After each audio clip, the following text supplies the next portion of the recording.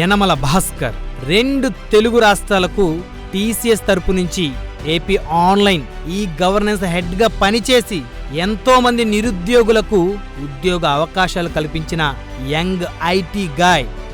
జనసేన అధినేత పవన్ కళ్యాణ్ పిలుపు మేరకు రాజకీయ రంగ ప్రవేశం చేశారు. రైల్వే కోడూరు నియోజకవర్గ జనసేన టికెట్ తనకు ప్రకటించిన వారం రోజులకే పార్టీ తన అభ్యర్థిత్వాన్ని వెనక్కి తీసుకుంది. దానికి కారణం ఒక్క ఫోటో. తన ఈ గవర్నెన్స్ హెడ్ గా ఉన్నప్పుడు సీఎం హోదాలో ఉన్న జగన్మోహన్ రెడ్డిని కలిసి ఏపీ ఆన్లైన్ కి చెందిన డివిడెంట్ ఫండ్నిచ్చిన సందర్భంలో ఉంది. ఈ ఫోటో భాస్కర్ అడ్డుకోవాలనుకునే వారికి ఆయుధంగా మారింది. కట్ చేస్తే సోషల్ మీడియా మొత్తం యనమల భాస్కర్ వైసీపీ కోవర్ట్ అనే ఫేక్ సర్క్యులేషన్ జరిగిపోయింది. తీరా అధినేతకు వాస్తవం తెలిసే లోపు ఎన్నికలు కూడా జరిగిపోయాయి. ఆ రోజు రైల్వే కోడూరులో జనసేన సీటు మారి ఉండకపోతే ఈరోజు అక్కడ స్వతంత్ర నిర్ణయాలు తీసుకోగలిగే జనసేన ఎమ్మెల్యేగా ఈ young IT guy Yanamala Bhaskar ఉండేవారు. రైల్వే కోడూరుతో పాటు రాయలసీమ ప్రాంతంలోని నిరుద్యోగులకు ఉద్యోగ ఉపాధి అవకాశాల కల్పన జరిగి ఉండేది. నమస్తే, వెల్కమ్ టు హాట్ సీట్. నేను మీ బ్రహ్మనాయుడు. ప్రస్తుతం అంతా ఉన్నారు రైల్వే కోడూరు నియోజకవర్గం జనసేన పార్టీ నాయకులు యనమల భాస్కర్ గారు ఉన్నారు. యనమల భాస్కర్ గారితో మాట్లాడదాం. నమస్తే భాస్కర్ గారు. నమస్కారం అండి బ్రహ్మనాయుడు గారు. బాగున్నారా? బాగున్నామండి, మీరు ఎలా ఉన్నారు? Fine sir. థ్యాంక్ యూ అండి. మొత్తానికి కూటమి 2024 ఎన్నికల్లో 164 స్థానాలతో విజయకేతనం ఎగరేసింది. అవునండి. టికెట్ కోల్పోయిన వాళ్ళు దురదృష్టవంతులు అయితే కూటమిలో పోటీ ప్రయత్నం చేసి టికెట్ వచ్చి చేజార్చుకున్నటువంటి వాళ్ళు ఇంకా దురదృష్టవంతులు అని అనుకోవాలి. సో ఇప్పుడు మిమ్మల్ని ఏమనుకోవాలి? టికెట్ ఇచ్చారు, మరి వచ్చిన ఆనందం వారం రోజులు కూడా గడవక ముందే మళ్ళీ మీ మీద కోవర్ట్ అని ముద్ర, వైఎస్ఆర్సీపీతో మీరు సత్సంబంధంగా ఉన్నారనేటువంటి ముద్రతోటి మీరు జగన్మోహన్ రెడ్డి గారు, మిథున్ రెడ్డి గారితో ఉన్నటువంటి ఆ ఫోటోలన్నీ సోషల్ మీడియాలో వైరల్ అయ్యి వారం తిరిగేలోపు టికెట్ పోయింది. ఎలా ఫీల్ అయ్యారు? చాలా బాధాకరం అండి. ఎందుకంటే మీరు అన్నట్లు వచ్చిన ఆనందం ఒక వారం కూడా లేదు. అలాంటి పరిస్థితి ఎవరికి రాకూడదని నేను మరీ కోరుకుంటున్నాను. ఎందుకంటే టికెట్ ఇచ్చేటప్పుడే కళ్యాణ్ గారికి ఒక క్లారిటీతో ఇతనైతే ఈ ప్రాంతానికి మంచి చేయగలడు, అతనికి ఉన్నటువంటి బిజినెస్ పాయింట్ ఆఫ్ వ్యూలోనో అక్కడ పనిచేసిన అనుభవంతోనో ఇవన్నీ మనకు తోడవుతాయని ఆయన నమ్మారు. మేము టికెట్ ఇచ్చే 1 అవర్ ముందు మాట్లాడుకోవడం జరిగింది. దాని తర్వాత అనౌన్స్ చేశారు. ఆ క్రమంలో నేను కళ్యాణ్ గారికి చెప్పడం కూడా జరిగింది. పలు మార్గాల్లో మేము గవర్నమెంట్ సర్వీసెస్లో వర్క్ చేయడం వల్ల, ఈ గవర్నెన్స్ సెట్గా ఉండడం వల్ల, ఏపీ అండ్ తెలంగాణ కాబట్టి ఇంకా అదర్ సర్వీసెస్, సీఎంఎల్ని, బ్యూరోక్రాట్స్ని అంటే సిఎస్ని అండ్ డీజీపీని వీళ్ళు కలవడం న్యాచురల్గా జరుగుతుంది. డ్యూటీ కదా, డ్యూటీ క్రమంలో వీళ్ళని కలవడం జరిగింది. అట్లా సీఎం గారిని కూడా కలిసాము. ఆ కలిసిన క్రమంలో కొన్ని సూచనలు ఇచ్చాము, వాళ్ళు దాన్ని యాక్సెప్ట్ చేయలేదు అని చెప్పడం కూడా జరిగింది. ఆ క్రమంలోనే ఆయన అన్నీ తెలుసుకొని ఇచ్చారు. ఇది మీకు అసలు ఫస్ట్ సీట్ అనౌన్స్మెంట్ ముందు మీతో మాట్లాడేటప్పటికి ఇవి తెలుసు? హెడ్ అని తెలుసు, అన్నీ తెలుసు. ఓకే, అన్నీ తెలిసే ఆయన నువ్వైతే ఈ ప్రాంతానికి చేయగలవని నేను నమ్ముతున్నానని ఆయన బాగా మోటివేట్ అయ్యి మమ్మల్ని కూడా మోటివేట్ చేసి ఆ సీట్ అనౌన్స్ చేశారు. ఎక్కడ కలిసారు సార్ మీరు first time? Party office, central office Vijayawada, అక్కడ మంగళగిరి దగ్గర. మంగళగిరిలో. అంటే ఆయన మిమ్మల్ని కాల్ చేసి మిమ్మల్ని పార్టీలోకి తీసుకున్నారు, ఎందుకంటే అప్పుడు మీకేమి రాజకీయ అనుభవం లేదు, మీరంతా కంప్లీట్గా ఐటీ గాయ. మీరు పూర్తిగా ఐటీలోనే ఉన్నాను, కాకపోతే సిఎస్ఆర్ యాక్టివిటీస్ కొన్ని చేయడం ఆ ప్రాంతానికి అవన్నీ తెలుసు, ఆ లోకల్గా పబ్లిక్కి తెలుసు. ఆయన కూడా కొన్ని తెలుసుకున్నారు, ఎంప్లాయ్మెంట్ క్రియేట్ చేయగలుగుతారనే నమ్మకం ఉంటుందిగా. తెలుసు. పిలిచారు ఆయన పిలిచారు. దానికి ఆయన ఒక వ్యక్తి ద్వారా పిలిచారు, పెద్ద ఆయన ద్వారా, పివిఎస్ మూర్తి గారు అని. ఆయన కాల్ చేసి మిమ్మల్ని కళ్యాణ్ గారు ఒకసారి చూడాలంటున్నారు, ఒకసారి రాగలరా అని. మూర్తి గారు అంటే సీనియర్ సిటిజన్? అవును, సీనియర్ సిటిజన్. మన జనసేనకి ఆయన పెద్ద దిక్కుగా ఉండి ఆయన కూడా కొన్ని అడ్వైజెస్ ఇస్తూ ఉంటారు కళ్యాణ్ గారికి. ఆయన కూడా చాలా బాగా గౌరవిస్తారు ఆయన్ని. ఆయన ద్వారా పిలుపు రావడం. దానికి ముందు 2 నిమిషాలు మీకు చెప్పాల్సి వస్తే, నేను బీటెక్ రవి గారితో ఇప్పుడు మన చంద్రబాబు గారిని కలవడం జరిగింది. ఇది కళ్యాణ్ గారు ముందు 1 డే బిఫోర్. ఈ ఎపిసోడ్ లేదు అప్పటికి? లేదు. మేము కలవడానికి కారణం ఏంటంటే, ఐటీ ప్రాజెక్ట్స్ ఇక్కడికి వస్తే బాగుంటుంది, మేము కూడా మీకు సపోర్ట్ చేస్తాము, మన ప్రాంతం ఎలాంటి పరిస్థితిలో ఉంది కాబట్టి అని డిస్కస్ చేసాం. అప్పుడు టికెట్ గురించి మాట్లాడలేదు ఆయనతేమి. అవునా మరి మీలాంటి వాళ్ళు ఉంటే బాగుంటుందని మన బీటెక్ రవి గారితో కూడా ఒక మాట అన్నారంట. అవసరం వస్తే కళ్యాణ్ గారికి నేనే కాల్ చేసి చెప్తాను, మంచి వ్యక్తి అని. ఆయన నాకు షేర్ చేసుకోవడం జరిగింది. బీటెక్ రవి గారు అన్నారు, మంచి వ్యక్తి, తను అయితే బాగుంటుంది, అవసరం వస్తే నేనే కళ్యాణ్ గారికి చెప్తాను అని చెప్పారంట. అప్పుడు నేను చాలా హ్యాపీగా ఫీల్ అయ్యాను. ఓకే, అవకాశం వచ్చినప్పుడు చూద్దాంలేండి అని నేను స్కిప్ చేయడం జరిగింది. దాని తర్వాత ఈ విషయం నేను కలిసినట్లు ఎట్లా తెలుసుకున్నారు మన పంతగాని ప్రసాద్ గారు. ఆయన కూడా నాతో కలవడానికి వచ్చారు. హోటల్లో కూర్చొని మాట్లాడుకుంటూ జస్ట్ లంచ్ చేసుకుంటూ ఉన్నాం. ఆ టైంలో నాకు కాల్ రావడం జరిగింది. అప్పుడు మీరు అప్పుడు ఏమనుకున్నారు? పంతగాని ప్రసాద్ గారు మొన్న 19 కండక్ట్ చేశారు కదా. అవును. సో అప్పటి వరకు ఆయన హోప్స్ ఉన్నాయి ఆ సీట్ మీద, ఆయనకి హోప్స్. మిమ్మల్ని పిలిచి టీడీపీ మీకు సీట్ ఇస్తుందేమని ఆయన అనుకున్నారు. ఓకే. సో నాతో మాట్లాడడం జరిగింది, నన్ను కలవడం జరిగింది. నేను కొన్ని విషయాలు చెప్పాను, ఈ విధంగా నేను కూడా కంటెస్ట్ చేయాలనుకుంటున్నాను అన్న అని ఆయన అనడం. నేను కూడా అన్న తప్పకుండా మీరు చేయండి, మీ ఇలాంటి వాళ్ళు ఉంటే ఇబ్బంది ఏం లేదు. ఇద్దరు ఒకటే సీట్ కదా, ఒకటే సీట్ అయినా కూడా నాకు అక్కడ స్ట్రాంగ్గా ఆయనకి అపోజిట్గా నేను వెళ్ళాలి. అప్పటికి జనసేన టికెట్ అనౌన్స్ చేస్తారని పూర్తిగా మనకు తెలియదు. అది టీడీపీకి వెళ్ళిందా జనసేనకి వెళ్ళిందా అంటిల్ అన్లెస్ నేను వెళ్ళేంత వరకు కూడా నాకు క్లారిటీ లేదు. అప్పుడు మీరు అసలు కళ్యాణ్ గారిని కలవాలా. సో ఈ విధంగా పిఎస్ మూర్తి గారు కాల్ చేసి మిమ్మల్ని కలవాలంటే, మిమ్మల్ని చూడాలనుకుంటున్నారంటే అది ఎవరికైనా ఎలా ఉంటుంది ఎగ్జైట్మెంట్. క్యాజువల్ గా అనుకున్నారు మీరు ఈ పాలిటిక్స్ మీకు సీట్ ఇవ్వడానికి పిలుస్తున్నారు. కాకపోతే నాకు ఇంట్రెస్ట్ ఉండదన్న వాస్తవమే. నాకు పొలిటికల్గా నేను అక్కడ సర్వ్ చేయాలనుకున్నాను. ఎందుకంటే నాకు ఇంత ముందు జరిగినటువంటి కొన్ని సన్నివేశాల్లో నేను సోషల్ యాక్టివిటీ చేస్తుంటే నన్ను ఆపడము, నా మీద నా ఫ్యామిలీ పైన వేరే విధంగా ఫ్యామిలీ డిస్ప్యూట్లో క్రియేట్ చేసి పేర్లు ఎక్కించడం నా మీద, నా తమ్ముళ్ళ మీద, ఫ్యామిలీ మా అమ్మ మీద, అందరి మీద ఇన్ని జరిగిన తర్వాత నేను బాగా డిసప్పాయింట్ అయ్యాను.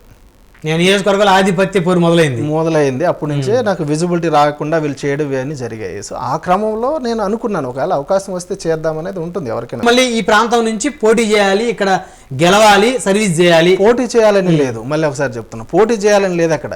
ఓకే, రైట్ పర్సన్ ఉంటే ఎవరున్నా పర్వాలేదు, రైట్ పర్సన్ ఉంటే వాళ్ళతో కలిసి సపోర్ట్ చేద్దాం అనుకున్నా నేను.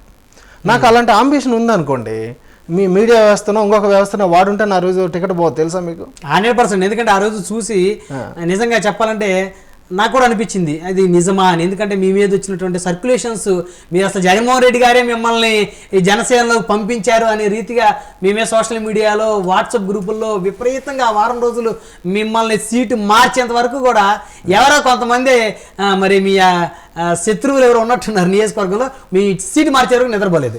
వాస్తవం చెప్పాలంటే నాకంటే శత్రువులు ఎవరు లేరండి. నేనేదో రాజకీయాల్లో ఉండి నాకు శత్రుత్వం వచ్చిందంటే మీరు నమ్మొచ్చు, లేదు నేను బిజినెస్లో ఉంటే నాకు శత్రుత్వం వచ్చిందంటే నమ్మొచ్చు. కార్పొరేట్ కంపెనీలో నేను ఒక స్థాయిలో ఉన్నవాడికి, ఒక ఈ గవర్నెన్స్ సెట్గా ఉన్నవాడు నాకు ఎలా వస్తారు శత్రుత్వం? మీరు కొన్ని అడిగారు కాబట్టి చెప్తున్నాను. అక్కడ ఉన్నటువంటి కొంతమంది వాళ్ళ స్వలాభం కోసం చేశారే తప్ప నాకు వాళ్ళతో పరిచయమే లేదు. కొంతమందితో అయితే పొలిటికల్ ఆస్పెక్ట్లో చూస్తే ఇప్పుడు ఉన్నటువంటి టీడీపీ, బీజేపీ, జనసేన ఇక్కడ అలయన్స్లో భాగంగా ఉన్న ఎన్డీఏ కూటమిలో ఉన్న వాళ్ళ లీడర్స్లో నాకు ఎక్కువ సన్నిహితంగా ఉన్న వ్యక్తి రూపానందరెడ్డి.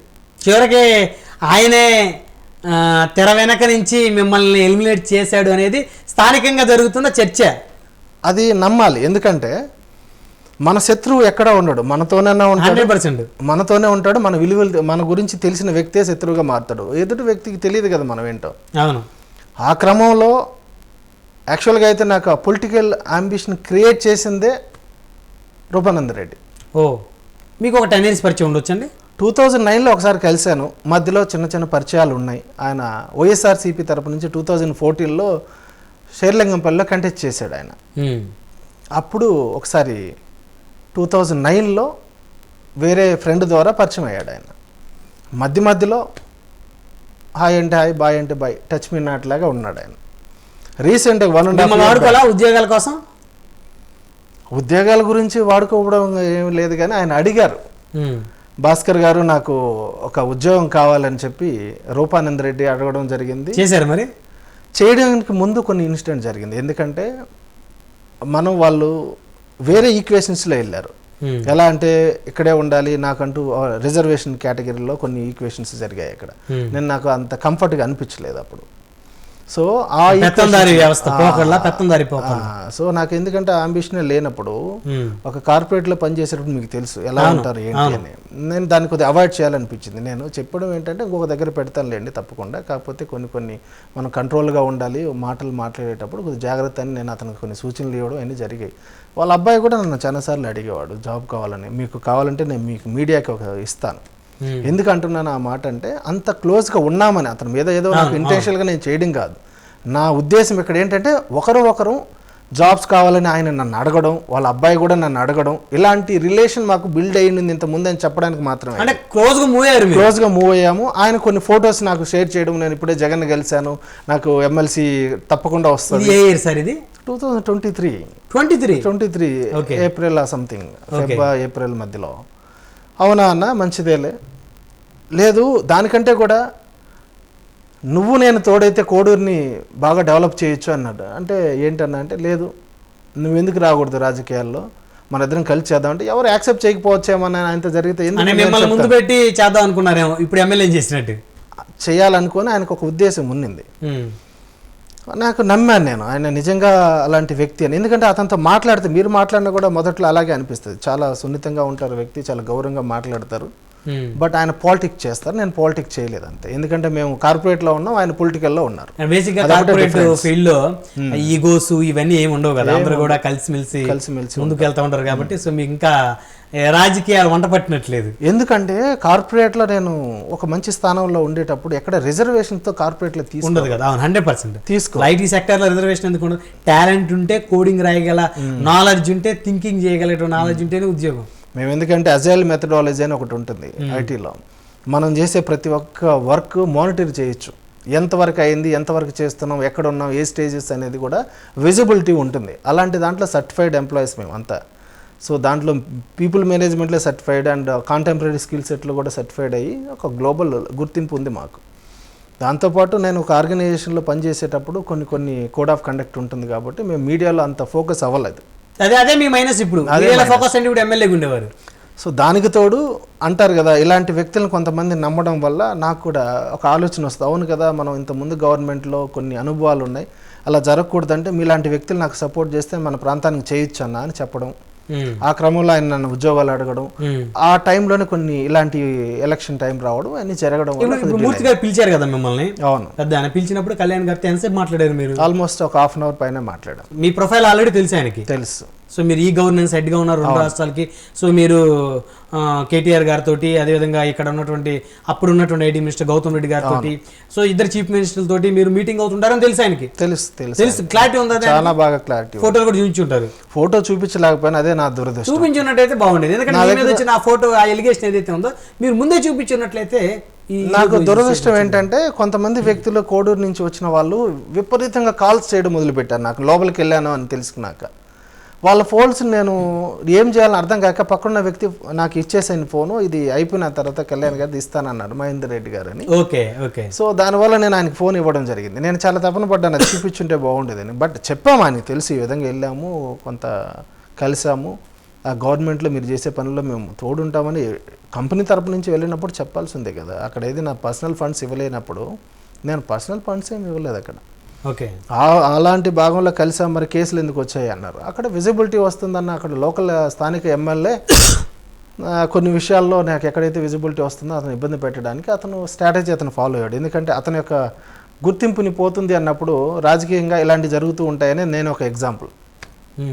అలాంటి పరిస్థితుల్లో ఫ్యామిలీ డిస్ప్యూట్లు పెట్టడం ఇలా జరిగింది. అప్పుడు కళ్యాణ్ గారి దగ్గరికి వెళ్ళినప్పుడు ఇలాంటి డిస్కషన్ జరిగింది. యాక్చువల్గా మిమ్మల్ని ఎమ్మెల్యే క్యాండిడేట్ అనుకోవడం అంటే తప్పకుండా అన్న, మీలాంటి వాళ్ళ బ్లెస్సింగ్స్ ఉంటే తప్పకుండా చేస్తాను నేను, కాకపోతే నాకంటూ కొన్ని ఆలోచనలు ఉన్నాయి, సో అవన్నీ వీళ్ళు ముందుకు తీసుకెళ్తారంటే హ్యాపీగా ఉంది అంటే ఎవరెవరు సపోర్ట్ చేస్తారంటే చెంగల్ రాయుడు గారు, విశ్వనాథ నాయుడు గారు వీళ్ళంతా చేస్తారు అని. అప్పుడు రూపానంద రెడ్డి గారి గురించి నేను అంత స్ట్రాంగ్గా చెప్పలేదు కానీ, బట్ ఆయనకు కూడా మీరు ఒకసారి మాట్లాడగలిగితే ఆయన కూడా సపోర్ట్ చేశారంటే ఇంకేమీ ఉండదండి, అందరూ సపోర్ట్ చేసినట్టు అని చెప్పాం. భాస్కర్ గారు చెప్పండి. హాఫ్ అన్ అవర్లో డిస్కషన్ కంప్లీట్ అయ్యే లోపు మీరు జనసేన అభ్యర్థి రైల్వే కోడూరు డిసైడ్ చేశారు కళ్యాణ్ గారు? డిస్కషన్ అయిన లోపు కాదు, డిస్కషన్ అయిన తర్వాత చేశారు. ఓకే, డిస్కషన్లో భాగంగా కొన్ని విషయాలు మేము చర్చించుకోవడం జరిగింది. మీరు ఏం చేస్తారు, ఎక్కడ ఉంటున్నారు, ఏంటి మాకు తెలుసు కానీ బట్ మీ సైడ్ నుంచి వినాలని అని అన్నారు. నేను చెప్పాను, అన్న నేను టీసీఎస్ సిఓఈగా ఉన్నాను, సెంటర్ ఆఫ్ ఎక్సలెంట్, కొన్ని ఏరియాస్లో నేను ఈ గవర్నెన్స్ హెడ్గా ఉన్నాను అండ్ ఏపీ అండ్ తెలంగాణకి అని చెప్పడం జరిగింది ఆయనకి.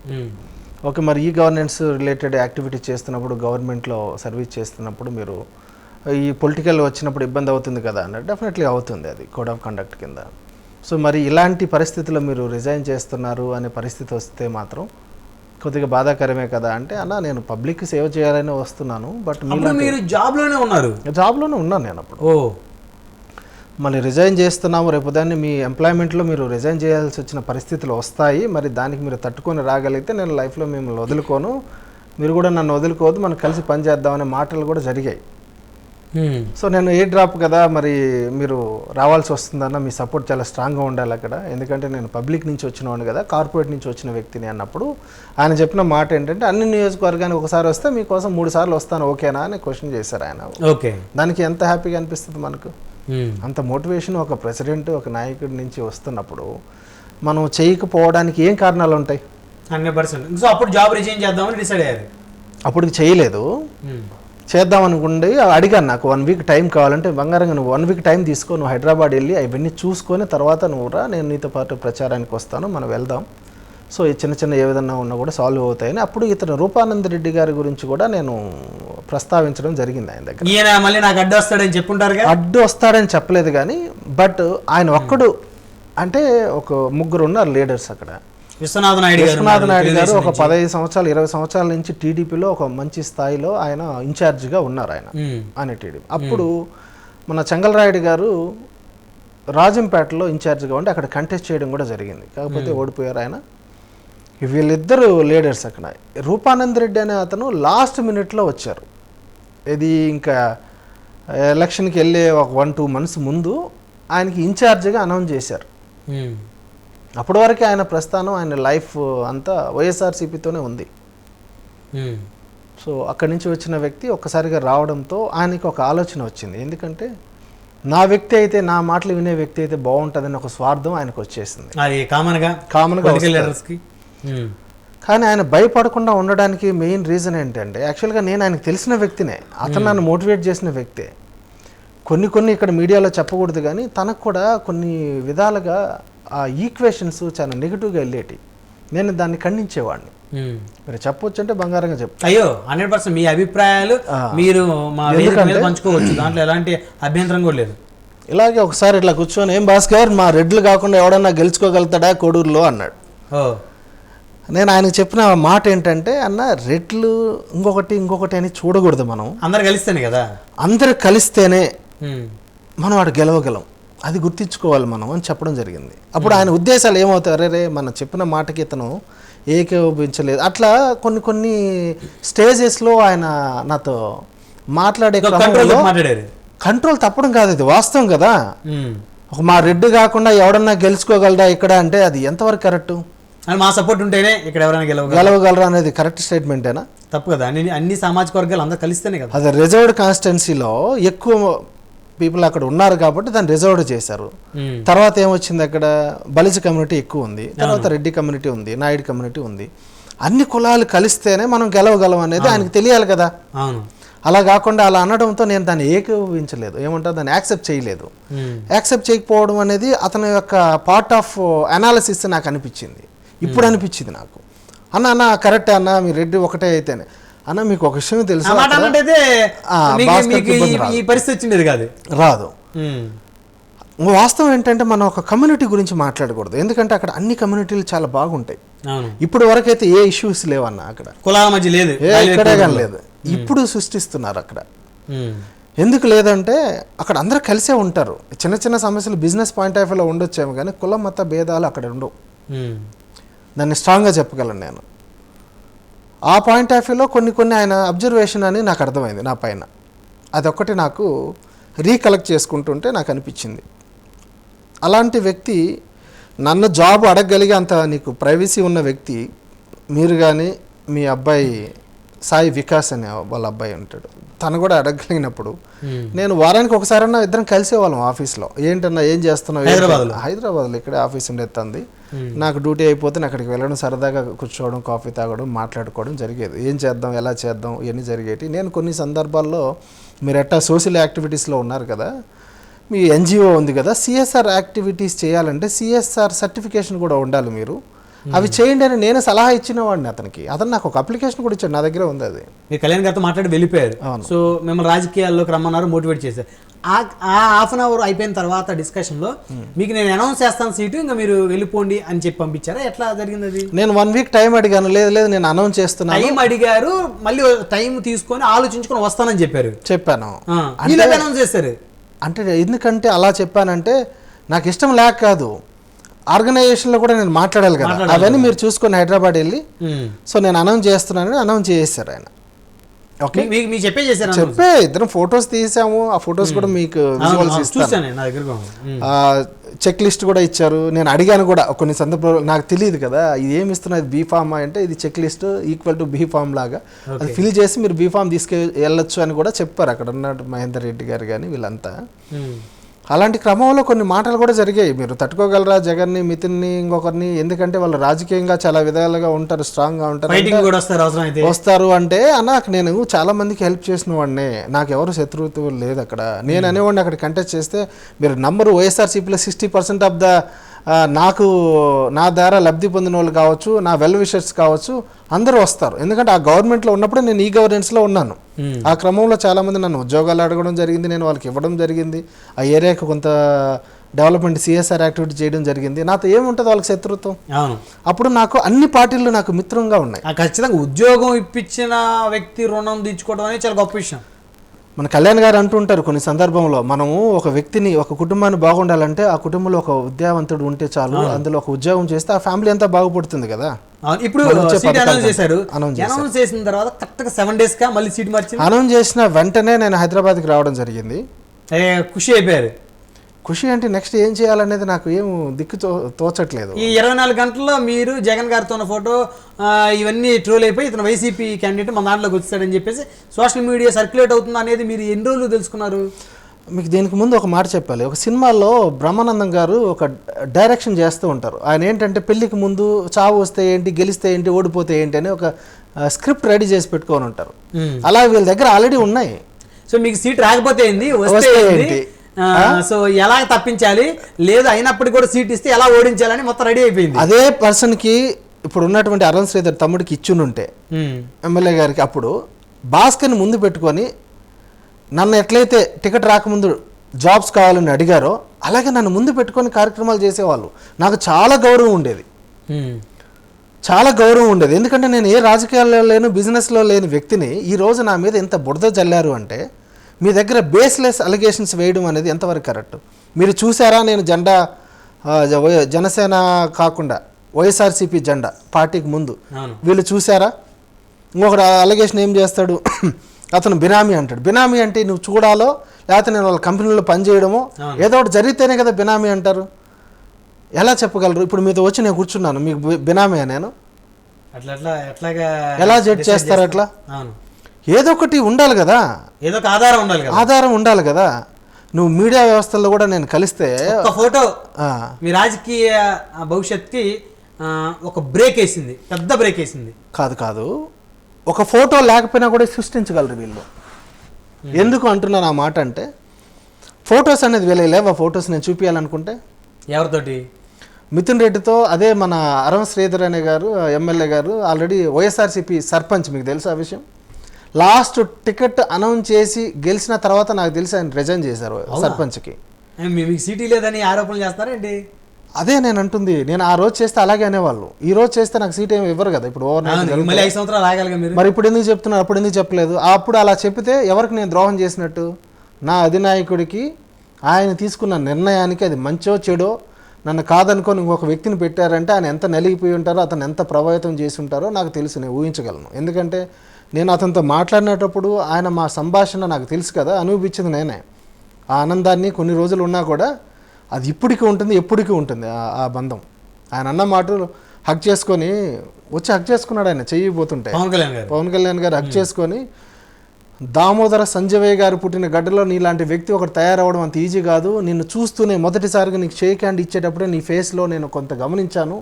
కష్టపడి వచ్చిన వాడికి ఆ వాయిస్ కానీ ఆ మాట తీరు కానీ ఉంటుంది, అది నీలో నేను గమనించాను కాబట్టి నేను చెబుతున్నాను. ఒక హీరోగా ఇలా చెప్పొచ్చో లేదో కానీ నా ఎమ్మెల్యే క్యాండిడేట్ ఎలా అయితే ఉండాలో అలాగే నువ్వు ఉన్నావని చెప్పిన వ్యక్తి ఆయన. ఆ కట్అవుట్ కావచ్చు, నేను చదువుకున్న చదువు కావచ్చు, నేను 2 స్టేట్లో పనిచేసినది, ఇవన్నీ ఎలిజిబిలిటీ కాదా? 100%. కానీ ఎలిజిబిలిటీ ఉంటుంది ఒక ఎమ్మెల్యే అభ్యర్థికి. లేదు, రిజర్వ్డ్ కాన్స్టిట్యున్సీలో ఇది కాదు ఎలిజిబిలిటీ. నించోవాలి, వాటర్ బాటిల్ ఇవ్వాలి, డోర్లు తీయాలి, వాళ్ళు చెప్పిన దగ్గరే వెళ్ళాలి, దర్శనం కానీ ఇంకోటి కానీ అయితే గెలిచినాక వాళ్ళతో పంపించాలి. మీ ఎమ్మెల్యే చేస్తున్నాడా ఏంటి? అన్ని కాన్స్టిట్యున్సీలో నాకు తెలిసి 95%, 99 అని కూడా అనొచ్చు. ఏ కాన్స్టిట్యున్సీ ఇలా కాదో నాకు చెప్పండి. కానీ అందులో ఇది ఎక్కువ ప్రథమంగా అయింది. అరం శ్రీధర్ గారిని నేను ఎప్పుడూ విమర్శించను. ఎందుకు విమర్శించనంటే తన యొక్క స్వభావం ఏంటంటే తను ఒక ఎంప్లాయీగా పనిచేసుకోవాలని విన్నాను నేను.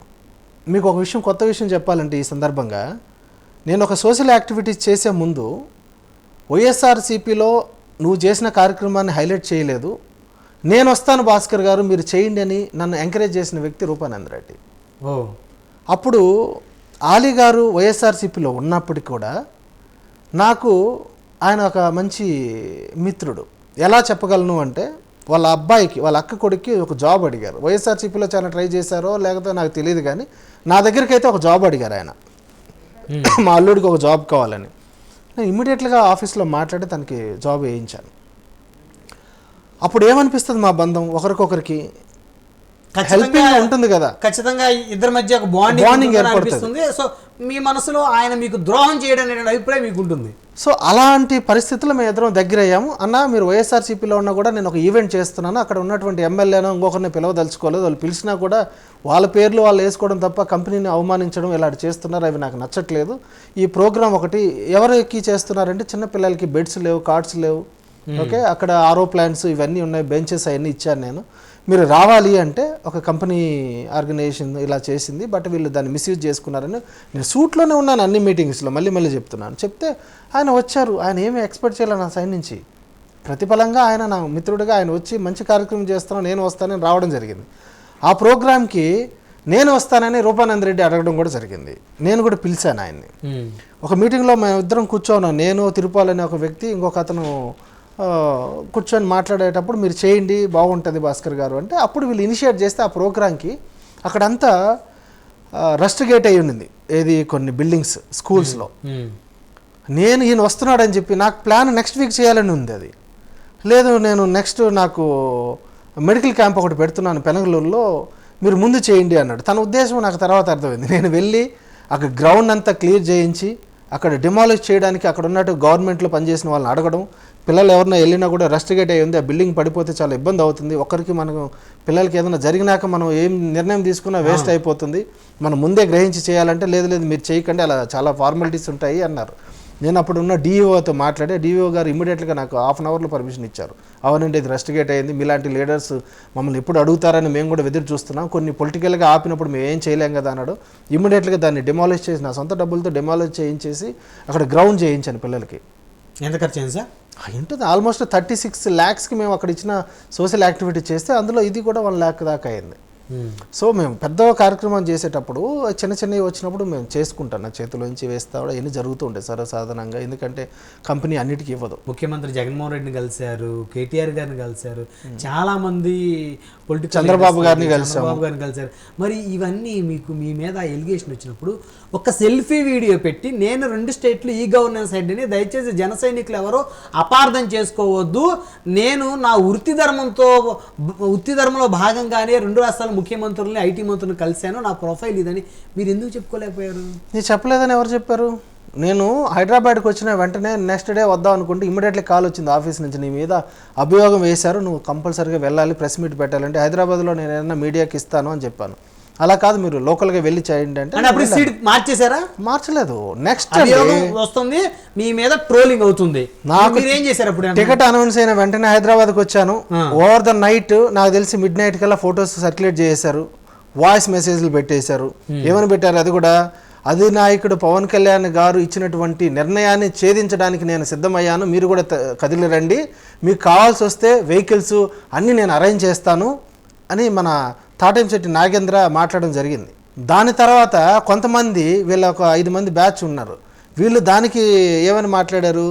అవును నేను వరికోటి నాగరాజుని మాట్లాడుతున్నాను, మీకు ఇలాంటి IVS కాల్ వస్తుంది, అతను బినామీ, ఎవరికి మిథున్ రెడ్డికి నోటా నొక్కండి అని చెప్పారు. వీళ్ళకి ఆల్రెడీ గ్రూప్స్ ఉంటాయి, ఆ గ్రూప్ సభ్యులు చాలామంది ఉంటారు, వేల మందిలో ఉంటారు. ఆ మెసేజ్ పాస్ చేయడం, వాళ్ళు ఫోటో చూస్తాను అప్పటికే వైఎస్ఆర్సీపీ మీద చాలా వ్యతిరేకంగా ఉన్నారు. అస్సలు రగిలిపోతున్న టైంలో ఈ ఫోటో చూస్తానే వాళ్ళకి నేను ఎక్స్ప్లెనేషన్ ఇచ్చే టైం కూడా తీసుకోకుండా ఆ ఐవీఆర్ రావడం ఫటాఫట్ వీళ్ళు చెప్పడం, వాళ్ళు మళ్ళీ రివర్స్లో ఒక వాయిస్, అన్న తాటంశెట్టి నాగేంద్ర అన్న, నేను వెంకట్ని మాట్లాడుతున్నాను అన్న, నేను జ్యోతిని మాట్లాడుతున్నాను, నేను నోటా నొక్కానన్నా, నేను ఇది నొక్కానన్నా, నోటా నొక్కానన్నా అని విపరీతమైన కాల్ రికార్డ్స్ వచ్చేసాయి. సో ఆ టైంలో నేనేం చేయాలి? ఒకటి, నన్ను విమర్శించింది ఎవరు? వైఎస్ఆర్సీపీ కాదు. అక్కడ వైఎస్ఆర్సీపీకి నిజంగా చెప్తున్నాను, నన్ను విమర్శించేంత ధైర్యం ఉండదు. ఛాలెంజ్ చేసి చెప్తున్నాను ఈ మీడియా సందర్భంగా. ఎందుకంటే నేను వాళ్ళకు ఉపయోగపడ్డాను, కానీ సోషల్ యాక్టివిటీస్ పరంగా కానీ, జాబ్ ఇవ్వడంలో కానీ, ఇండస్ట్రీలు ఇనిషియేట్ చేయడంలో కానీ నేను చేశాను. కానీ వాళ్ళ వల్ల నేను ఏ రోజు లబ్ధి పొందలేదే. ఏ విధంగా మాట్లాడతారు ఈ బేస్లెస్ అలిగేషన్స్?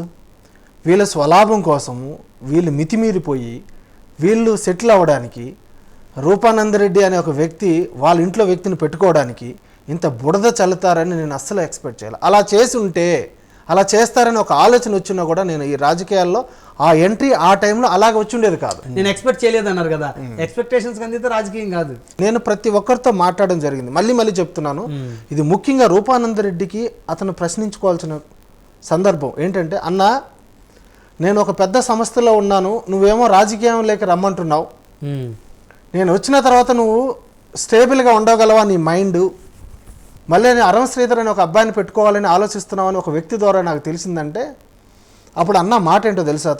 అతను ఆఫీసులో అతను ఒక భక్తుడు. యాక్చువల్గా వెంకటేశ్వర స్వామి పటం ఉంటుంది, ఆ పటం మీద ఒట్టేసి చెప్తున్నాను, నేను అరం శ్రీధర్ని పెట్టుకోవాలనో ఇంకొకటిగా నేను ఎవరితో అనలేదు అని అన్నారు. మనసులో ఉంచుకున్నారేమో, అదే చెప్పేది. మనసులో ఉంచుకున్నారు అనుకుంటే నాకు ఎలా తెలుస్తుంది ఇంకొక వ్యక్తి ద్వారా? అవునా అన్న, ఓకే థ్యాంక్ యూ అన్న. ఎందుకంటే ఇంకొకటి, టీడీపీలో నేను జాయిన్ అవుతున్నాను భాస్కర్, నువ్వు కూడా రావాలి అన్నారు. అన్న నేను టీడీపీలోకి అలా వచ్చేయలేను. నాకు ఒక సంస్థలో పనిచేసేటప్పుడు నాతో నువ్వు కానీ పార్టీ నుంచి కానీ ఒక పిలుపు వచ్చేసి నీ సేవలు ఇక్కడ కావాలనుకుంటున్నావు అని ఎవరన్నా ఒక భరోసా ఇస్తే నేను రిజైన్ చేస్తా. మా సంస్థలో ఎలా ఉంటుందంటే అన్ని సంస్థల్లా కాదు, ఒకసారి రిజైన్ చేస్తే మళ్ళీ ఎంట్రీ ఉండదు. వెళ్ళిపోయిన తర్వాత మళ్ళీ నువ్వు రాకూడదు ఇంకా. అలాంటి కొన్ని ఉంటాయి మాకు టర్మ్స్ అండ్ కండిషన్స్. నువ్వు ఆలోచించుకోవాలి కాబట్టి ఒకసారి పార్టీలోకి వస్తే మళ్ళీ ఇంకా బయటికి వెళ్ళకూడదు, చాలా కష్టం అవుతుంది. నేను డిస్కస్ చేశాను నేను రూపానందరెడ్డి గారితో. అలాంటి పరిస్థితిలో ఉన్నప్పుడు రేపు ఉదయాన్నే నేను ఇలాంటి డెసిషన్ తీసుకుంటే ఇబ్బంది అవుతుందేమని డిస్కస్ చేయడం ఉన్నప్పుడు అతను సరేలే అని ఆగిపోయాడు. నేను వెళ్ళలేదు. అప్పుడు అరం శ్రీధర్ వైఎస్ఆర్సీపీలో నుంచి అప్పుడు టీడీపీ కండువా వేయించారు. ఎవరు? రూపానందరెడ్డి. ఈయన వేసుకొని అదే మీటింగ్లో అరం శ్రీధర్కి ఆయనతో పాటు 10 మందికి వేశారు. మరి జనసేనకి ఎప్పుడు వచ్చారు? జనసేనలో నాకు టికెట్ ఇవ్వడం వల్ల నేను ప్రచారంలో భాగంగా ప్రచారం చేయడం మొదలుపెట్టా. వీళ్ళ నాకు కోవట్ అని చెప్పాక నేను వెళ్ళి నేను చాలా స్ట్రాంగ్గా ఖండించాను. జన సైనికుల్లో ఉన్న నా అక్కని, అమ్మని, తమ్ముడిని, చెల్లెల్ని అందరినీ కలుపుకొని పోయి మేము అందరం ఒకటవుతాం, మేము అందరం ఒకటైన రోజు మీకు ఓటమి తప్పదు అని చెప్పి నేను అప్పుడు ఉన్నటువంటి గవర్నమెంట్ వైఎస్ఆర్సీపీని కూడా ప్రశ్నించడం జరిగింది. వాళ్ళు చేసినట్టు తప్పులను కూడా విమర్శించడం జరిగింది. మీరు చాలా తప్పు చేస్తున్నారండి, నేను వస్తున్నాను, చదువుకున్నవాడు వస్తే ఈ ఏరియా డెవలప్ అవుతుందని మీ భయంతో ఇలాంటి ప్రచారాలు చేస్తున్నా, దీన్ని నమ్మొద్దని నేను గట్టిగా వాయిస్ ఇచ్చాను. 4 ప్రెస్ మీట్లు పెట్టాను నేను విత్ ఇన్ ద వీక్. అందులో భాగంగా నేను వీళ్ళని ఎవరిని విమర్శించలేదు. ఎందుకు విమర్శించలేదంటే మనం స్ట్రాంగ్గా ఉంటేనే ఇంకొక పని చేయగలం, అవతల వాడికి మనం బలం అవ్వకూడదు. మీరు ఒక పొరపాటు చేశారనిపిస్తుంది భాస్కర్ గారు. ఏంటి చెప్పండి? మీరు ఇంత జరిగింది కదా ఈ వారం రోజుల్లో, మీకు సీటు అనౌన్స్ చేసిన తర్వాత మీ మీద ఆరోపణ వస్తున్నప్పుడు మీరు పవన్ కళ్యాణ్ గారిని నేరుగా కలిసి, సార్ నాకు ఉన్నటువంటి నా ప్రొఫైల్ ఆల్రెడీ మీకు చెప్పాను కదా, దీని మీద నా మీద ఆరోపణలు చేస్తున్నారని మీరు ఆయనకి ఎందుకు చెప్పలేకపోయారు? ఆయన ఎందుకు కలవలేకపోయారు? అక్కడ ఉన్నటువంటి కొంతమంది నాకు ఉన్నటువంటి క్లోజ్ ఉంటారు కదా కళ్యాణ్ గారికి నాకు, వాళ్ళు చెప్పడం ఏంటంటే నీ టికెట్ మార్చే సమస్య లేదు, నీ పని నువ్వు చేసుకో. నేను అడిగాను కూడా వాళ్ళని, నేను రావాలనుకుంటున్నాను, బాస్ని కలవాలనుకుంటున్నాను, చిన్న డిస్టర్బెన్సెస్ క్రియేట్ చేస్తున్నారు వీళ్ళు, నేను వీళ్ళ గురించి మాట్లాడాలంటే మాట్లాడొచ్చు, కానీ మన పార్టీలో ఉన్న వాళ్ళ గురించి నేను మాట్లాడడం కూడా నాకు సంస్కారంగా అనిపించదు. మనం బలంగా ఉంటేనే కదా ఎదుటి వాళ్ళతో మనం ఫైట్ చేయగలం. ఇక్కడ అన్ని డిస్టర్బెన్సెస్ వస్తే మనకు రాకూడదు అని నేను ఆ రోజు మాట్లాడలేదు. నేను ఆ రోజు మాట్లాడి ఫొటోస్ అవి ఇవి చంద్రబాబు గారే కళ్యాణ్ గారికి చెప్తున్నప్పుడు ఆయన ఎందుకు మారుస్తారండి, ఆయన మీద కూడా బుడద చల్లారు వీళ్ళు. ఆ విధంగా చేయడంతో నేను సరేలా ఎప్పటికైనా మనం కలిసి పనిచేయాల్సింది కదా, అధినాయకుడు ఒకసారి టికెట్ ఇచ్చినాక మార్చడం అనేది స్ట్రాంగ్గా నా మైండ్లో ఉంది. 10 మంది కూడా చెప్పేవాళ్ళు. నేను రేపు వెళ్దాం అనుకున్నాను. ఆ రోజు నాకు నాగబాబు గారు ఒక ప్రెస్ నోట్ రిలీజ్ చేశారు. ఇక్కడ కళ్యాణ్ గారు ఒకసారి టికెట్ ఇచ్చినాక మార్చడం అనేది జరగదు, పార్టీకి నష్టం జరిగేలాగా ఎవరు ప్రవర్తించినా వాళ్ళకి సస్పెండ్ చేస్తామని చెప్పి ఒక నోట్ వచ్చింది. అది రైల్వే కూడా మీ సీటు కోసమే కదా ఆ నోట్ వచ్చింది. అది కామన్ గా వేశారు అనేది తర్వాత అర్థమైంది. నా సీటు కోసం నేను అనుకుంటున్నాను. మీరు అనుకుని ఆగిపోయారు. ఆల్రెడీ నాకు ఇంత సపోర్ట్ అధ్యక్షుడే సపోర్ట్ గా ఉంటే నేను పోయి మళ్ళీ గెలుకోవడం దేనికని ఆగిపోయారు మీరు. నాకున్న తక్కువ టైం కదా, నేను అందరితో మమేకం అవ్వాలి, అందరిని నేను కలుపుకోవాలి, ఫండ్ రెడీ చేసుకోవాలి, అన్ని మంచి చెడు చూసుకోవాలి కదా.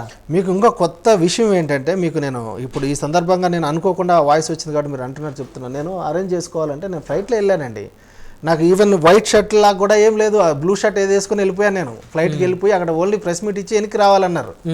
నేను వెళ్ళిన తర్వాత అక్కడ తెలిసింది ఏంటంటే, లేదు నేను వెనక్కి వస్తే వీళ్ళు డెఫినెట్గా పారిపోయారని ఒక మెసేజ్ కూడా ఇస్తారని నాకు అర్థమైపోయింది. నేను మన కిరణ్ కుమార్ రెడ్డి గారిని కలవడానికి వెళ్ళాను. ఆయన ఎంపీగా అనౌన్స్ చేయడం వల్ల, రాజంపేట ఎంపీగా ఆయన అనౌన్స్ చేయడం వల్ల ఆయన ఊరికి వెళ్ళి ఆయనకి కంగ్రాచులేషన్ చెప్దామని వెళ్ళా. వీళ్ళు అప్పుడే వైరల్ చేశారు యూట్యూబ్లో, ఏంటి వెళ్ళిపోయాడు, అధిష్టానం పిలిచింది, ఆయన టికెట్ పోతుంది అని. అక్కడ మళ్ళీ కిరణ్ కుమార్ రెడ్డి గారిని కలవడానికి, ఆయన ఎక్కడున్నాడో తెలుసా భాస్కర్ గారు, ఇప్పుడు తిరుపతిలో ఎవరి ఇంట్లో ఉన్నాడో తెలుసా, వీళ్ళ మాటలు ఇలాంటి వాయిస్లు ఇష్టం వచ్చినట్టు వెళ్ళిపోయాయి. మిమ్మల్ని 7 రోజులు వెంటాడారు. ఎలాంటి వాయిస్ అంటే, ఎక్కడ ఈ కోవట్టు, ఎక్కడ ఈ జనసేన ఎమ్మెల్యే, తిరుపతిలో ఎవరింట్లో ఉన్నారో తెలుసా, ఇలాంటి వాయిస్లు. నేను అప్పుడు ఉన్నది ఎక్కడ, కిరణ్ కుమార్ రెడ్డి గారికి ఆయన కంగ్రాచులేషన్ చెప్పి, అన్న మీకు వచ్చినందువల్ల చాలా సంతోషం, మీరు సీఎంగా అనుభవం ఉన్న వ్యక్తి, రేపు ఉదయం ఎంపీగా వస్తున్నారు అంటే మేము చాలా ఆనందపడుతున్నాం, మీకు ఉన్నటువంటి పరిచయాలు కావచ్చు, ఇక్కడ ఉన్నటువంటి సమస్యలు కావచ్చు, మీకు మేము మరి పర్టికులర్గా చెప్పాల్సిన అవసరం లేదు, మాకు చాలా ఆనందం అన్న అని చెప్పడం. 2014లో బీజేపీ ఫినాన్షియల్ ఆస్పెక్ట్లో 10th ప్లేస్లో ఉంది, ఇప్పుడు 5th ఉంది, రేపు 1వ స్థానానికి రావాలంటే మీలాంటి వాళ్ళు రావాలన్నా అని ఆయన మాట్లాడడం, ఆయన ఆశ్చర్యపోయారు. మీ వార్డులో జనసేనకి మెజార్టీ వచ్చింది. అవును. విశ్వనాథ నాయుడు గారి వార్డులో జనసేనకి మెజార్టీ వచ్చింది. ఎవరైతే గత ఇన్ఛార్జి కంటెస్టెడ్ అభ్యర్థి ఉన్నారో పంతగాని ప్రసాద్ గారు, నరసం ప్రసాద్ గారు, ఆయన వార్డులోనూ జనసేన మెజార్టీ వచ్చింది. రూపానందరెడ్డి గారి వార్డులో వైసీపీకి మెజార్టీ వచ్చింది. అరవశ్రీధర్ గారి వార్డులో వైసీపీ మెజార్టీ వచ్చింది. ఏం జరిగింది అసలు? అదే నేను చెప్తుంది, వీళ్ళు ఆలోచించుకోవాల్సిన విషయం అదే. నేను ఈ విషయం గురించి మనం మాట్లాడితే, మన రూపానందరెడ్డి గారు ఒక చక్రంపేట ఎక్కడో మీటింగ్ చేస్తూ అన్నారంట, భాస్కర్ గెలిపించారని చెప్తున్నారు, మేము కదా గెలిపించింది అని. మీరు గెలిపించుంటే మీ వార్డు రావాలి కదా, మీకంటే కూడా ఎక్కువ వచ్చాయి మా వార్డ్స్. సరే ఒక్క విషయం నేను అడుగు చెప్తాను. మీకు సీటు ఇచ్చి క్యాన్సిల్ చేశారు కదా. అవును. మీ ఫ్యామిలీ మెంబర్స్, మీ అమ్మగారు కానీ మీ నాన్నగారు కానీ మీ ఫ్యామిలీ మెంబర్స్ జనసేనకి ఓటేశారా? జనసేన ఓటేయడం అనే క్వశ్చన్ ఏంటండి, వాళ్ళు ఓన్ చేసుకున్న తర్వాత, నాకు టికెట్ వచ్చిన తర్వాత నా కోసం ఎంత కష్టపడ్డారో అరవింద్ శ్రీధర్ కోసం ఇంకా ఎక్కువ కష్టపడ్డారు. ఎందుకు ఆ మాట చెప్తున్నానంటే, అరవింద్ శ్రీధర్ గారిని ఒకసారి పిలిచి అడగండి, టికెట్ పోయిన తర్వాత వాళ్ళ ఇంటికి వెళ్ళారా మీరు అరవింద్ శ్రీధర్ గారు అని అడగండి. రీసెంట్గా నాకు ఇద్దరు చెప్తే తెలిసింది ఏంటంటే, టికెట్ పోయిన వెంటనే మా అమ్మ నాన్న దగ్గరికి వెళ్ళారు, అమ్మ నాన్న దీవించండి అని. నాన్న మా కొడుకైనా నువ్వైనా ఒకటే, నేను అక్కడ అభ్యర్థిని చూడట్లేదు, మన పవన్ కళ్యాణ్ గారు ఆశయాలు ముందుకు పోవాలి కాబట్టి నా కొడుకుతో సమానం, నువ్వు గెలుచుకొనే వస్తావు, గెలవాలి, మేము ఓటేసి గెలిపిస్తామని చెప్పారు. ఏ తల్లిదండ్రులు అయినా కూడా కొడుక్కి సీటు రాకపోతే వాళ్ళు ఎంత క్షోభకు గురవుతారు. అది కూడా ఎలా తీసేశారు తెలుసా వీళ్ళు, అది లేదనో, చదువుకోలేదనో, అతనికి వర్త లేదో, మాట్లాడలేడు, 10 మందికి సహాయం చేయలేడు అని తీలా వీళ్ళు. కోవట్టని చేసి, నన్ను ఒక దొంగను చేసి, నేను ఎవరినో గెలిపించడానికి వచ్చానని చెప్పి ముద్ర వేసి, నాకు ఆఫీసుల్లో నేను పనిచేసేటప్పుడు నా పిల్లలకు వాళ్ళకని ఎంత ఇంపాక్ట్ ఉంటుంది, నా ఫ్యామిలీలో ఎంత పెయిన్ ఉంటుంది తెలుసా. అలాంటి పెయిన్లో ఒక తల్లి అరవింద్ శ్రీధర్ వెళ్తూనే, నాయన నువ్వు గెలుచుకోరావాలని దీవించి పంపించారు అంటే, నేను వాళ్ళకి సపోర్ట్ చేసినట్ల, వాళ్ళకి వ్యతిరేకంగా పనిచేసినట్ల. సరే, ఎప్పుడన్నా బాధ అనిపిస్తుందా? చాలా బాధ ఉంటుంది కదా. బాధలో కూడా నా తల్లిదండ్రులకి నేను చెప్పింది ఒకటే, మా అమ్మ కూడా చిరంజీవి గారికి అభిమాని, నేను కూడా ఆయన సినిమాలు చూసి పెరిగిన వాళ్ళే. ఆపద్బాంధవుడు సినిమా చూసి మేము ఒక ట్రస్ట్ ద్వారా మేము సేవలు చేసిన వాళ్ళమే, ఆయన సినిమాలు చూస్తూ స్టెప్పులు వేసిన వాళ్ళమే, చొక్కాలు చింపుకొని మరీ థియేటర్కి వెళ్ళిన వాళ్ళమే ఆ కాలేజ్ టైంలో. ఇవన్నీ మేము మర్చిపోలేం కదా. ఆయన మీద మేము అభిమానం, కొన్ని తలుచుకున్నప్పుడు చిరంజీవే మన ఇంటికి వస్తారా నాయన, చిరంజీవి గారు ఒక్కసారి మా అన్నయ్యని చూడాలనేది మా అమ్మ. ఆమె ఎలా అనిందంటే నాకు టికెట్ ఇచ్చిన ఆనందం కంటే నేను తెచ్చుకున్నది ఆయనకి అభిమానించే చిరంజీవి గారు వాళ్ళ తమ్ముడు గారు పెట్టినటువంటి పార్టీ జనసేన అలాగే చూశారు వాళ్ళు. నాయన ఒక్కసారైనా చూడొచ్చా, ఒక్కసారి చిరంజీవి గారిని ఒక్కసారి చూడాలి నాయన మా అమ్మ అనే మాట. అలాంటి ఆనందాన్ని ఒక వారం కూడా వీళ్ళు ఉంచలా. నేను పోటీ చేసి ఓడిపోయి ఉంటే ఆ బాధ ఉండదు. అవును. సో నన్ను ఎంచుకోబడ్డి 10 మందికి మా అమ్మ చెప్పుంటుంది, నా వైఫ్ చెప్పుంటుంది, నా తమ్ముళ్ళు చెప్పుంటారు, నా ఫ్రెండ్స్ చెప్పుంటారు. నాకు సపోర్ట్ చేయాలని యూఎస్ నుంచి, నేను ఒక కార్పొరేట్లో పనిచేసేటప్పుడు నాకు యూఎస్ సర్కిల్ ఎక్కువ ఉంది.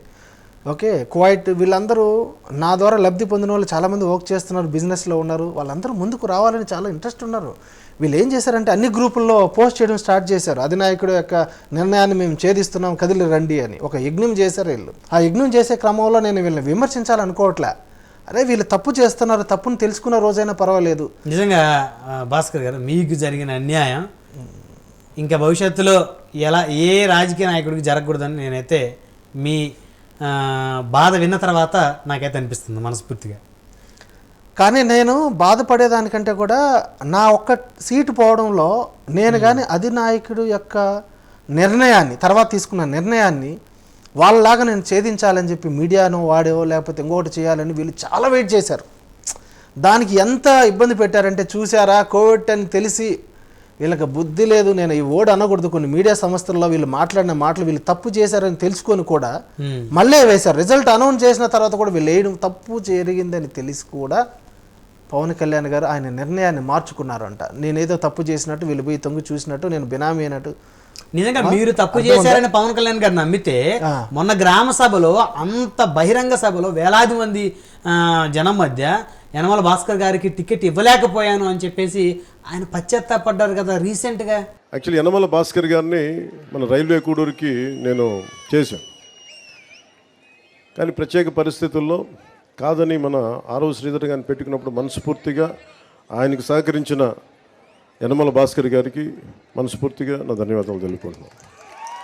ఇక్కడ నేను పార్టీ కోసం పనిచేసి ముందుకు వస్తామన్న వ్యక్తుల్ని నేను పోగొట్టుకునే వ్యక్తిని కాదు, మనుషుల్ని కలుపుకునే వ్యక్తిని తప్ప విడగొట్టే వ్యక్తిని కాదు, దూరం పెట్టుకునే వ్యక్తిని కాదు. అదే పవన్ కళ్యాణ్ గారు అంటే. సో మీకు కొంచెం అన్న బాధపోయి ఉంటుందిగా, మీ ఇంట్లో వాళ్ళు కూడా కొద్దిగా హ్యాపీగా ఫీల్ అయ్యి ఉంటారుగా, నా కొడుకు మీద పడ్డ నింద చెరిగిపోయిందని మీ అమ్మగారు హ్యాపీగా ఫీల్ అయ్యి ఉంటారుగా. మా అమ్మగారు హ్యాపీగా ఫీల్ అవుతారు అనేది దాంట్లో డౌటే లేదు, అన్డౌటెడ్. దానికంటే కూడా మైసూరువారిపల్లిలో నన్ను ఆ స్టేజ్ ఎక్కనివ్వకుండా చేసే ఈ ప్రయత్నంలో ఎంత దారుణంగా చేశారంటే చూశాను నేను ఆ వీడియో, ఆ విజువల్స్.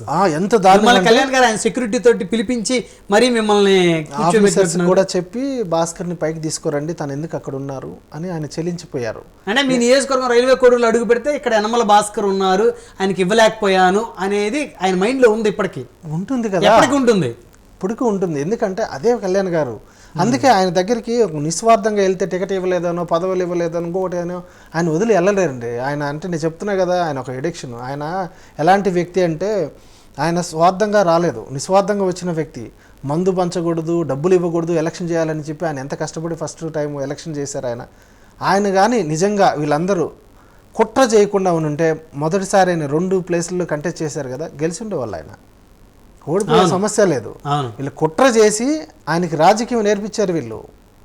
అంటే చుట్టూ ఉండేవాళ్ళే కదా. రాజకీయం అంటే ఏంటి, నువ్వు నిస్వార్థంగా వచ్చి, గాంధీ అయినా కూడా గాంధీ గారు వచ్చేసి నేను కంటెస్ట్ చేస్తాను, నోటు పైన నా బొమ్మ ఉందంటే కూడా నా సంబంధం లేదు, నువ్వు డబ్బులు తీసుకోరా, నువ్వు కంటెస్ట్ చేయాలంటే అనే పరిస్థితులు ఉన్నాయి. అంటే ఓపెన్గా చెప్పాలి అంటే మీరు చెప్పలేకపోతున్నారు, నేను చెప్తున్నాను. చెప్పండి.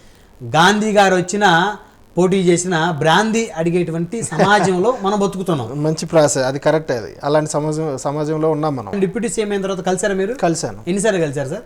ఒకసారి కలిశాను. ఆయనకున్న బిజీ షెడ్యూల్లో నేను కనీసం ఒక 30 సార్లు పోయి ఉంటాను. ఓకే. నేను పోయిన ప్రతిసారి ఆయన బిజీ ఉన్నారా, ఫ్రీగా ఉన్నారా, బిజీ ఉంటే డిస్టర్బ్ చేయకండి, ఫ్రీగా ఉంటే నేను కలుస్తాను. నేను వెళ్ళడానికి కారణం ఏంటి అన్నా, నాకు టికెట్ మార్చినందువల్ల బాధ లేదు, నన్ను నమ్ముకొని వచ్చిన వాళ్ళు చాలా మంది ఉన్నారు, వాళ్ళు స్ట్రగుల్ అవుతున్నారు, వాళ్ళకి న్యాయం చేయాలి కదా, వాళ్ళ పేర్లతో సహా రాసుకొని వాళ్ళు ఇబ్బంది పెట్టడం అన్నీ జరుగుతున్నాయి, వైఎస్ఆర్సీపీలో ఉన్నప్పుడు కూడా వీళ్ళ మీద కేసులు. ఇలాంటి టైంలో ఇప్పుడు అక్కడ ఉన్నట్టు బలిజ కమ్యూనిటీ నుంచి వాళ్ళని కూడా పిలిచి మరీ స్టేషన్లో కూర్చోబెట్టి సాయంత్రం వరకు నువ్వు ఈ మాట అనకూడదు, ఆ మాట అనకూడదు అని చెప్పి వాళ్ళని బెదిరించి పంపిస్తున్నారు. అంటే స్వపక్షంలో విపక్షం జరుగుతుంది అక్కడ. జరుగుతుంది, అది అందరికీ తెలిసిన విషయమే అది. సో మేము అవన్నీ బయట చెప్పుకుంటే మంచిది కాదు, బట్ మీరు అడిగినారు కాబట్టి చెప్తున్నాను. అలాంటి పరిస్థితులు మనం రాకూడదని నేను కలిసి పనిచేయాలనుకున్నాను. సరే, ఏమన్నారు మిమ్మల్ని చూసినప్పుడు? ఏదో మాట్లాడి ఉంటారు కదా, ఇవ్వలేకపోయిన సీట్ అని ఏమన్నా అన్నారా? డెఫినెట్లీ అంటారు కదా. నేను చాలా నమ్మాను భాస్కర్. నేను ఒకసారి నమ్మితే ఒక మనిషిని వదులుకోను, ఆ స్వభావం కాదు నాది, అందులో నువ్వు ఒకడివి. మిమ్మల్ని నేను వదులుకోవడానికి కారణం విపరీతమైన ట్రోల్స్, మీడియా వ్యవస్థ నుంచి నాకు నిద్ర లేకుండా చేసి ఆ విధంగా రావడంతో మనం గెలవడం అవసరం అనిపించింది. అంటే మీరు గెలవడం ఇంపార్టెంట్, నేను ఒక్కనే గెలుపు కాదు, మీ గెలుపు ఎలా ఉండాలంటే ఫినామినల్ రెస్పాన్స్. ఇప్పుడు 21కి అవుట్ ఆఫ్ 21 వచ్చి ఆయన ప్రైమ్ మినిస్టర్ గారు అన్నటువంటి ఓట్స్ మనం గుర్తు చేసుకోవాలి. మళ్ళీ అలాంటి ఒక విక్టరీ మనకు వచ్చింది. మీరు డిప్యూటీ సీఎంగా ఈరోజు ఉన్నారు, రేపటి రోజు సీఎం కావాలి, నేషన్కి కూడా మనం మీ సర్వీసెస్ కావాలన్నా మీతో పాటు మేము నడుస్తాం. నాకు ఎన్నెన్నో జరిగిపోయే పాత బుక్కుల గురించి నేను మాట్లాడను, జరిగిపోయిన పేజీల గురించి.